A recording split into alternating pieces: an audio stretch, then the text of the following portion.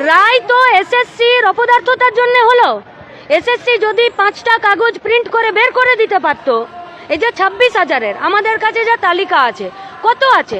খুব বেশি হলে 1200 বা 1800 পেজ, 1200-1800 পেজ প্রিন্ট আউট বের করার এদের কাছে কোনো সিস্টেম নেই, এদের কাছে কোনো মানে কোনো রকমের পরিকাঠামো নেই। আছে তো, এটা বের করে সুপ্রিম কোর্টে দিয়ে দিলেই তো হতো। সিবিআইকে বলুক না যে সিবিআই একদম অপদার্থ, অপদার্থ সিবিআই। তুমি 8,000-কে বলেছো টেন্টেড, আমি বলছি না টেন্টেড নয়। গার্ডস কেন নেই রাজ্য সরকারের? কেন গার্ডস নেই রাজ্য সরকারের? সব বিষয়টাতেই বলেছে।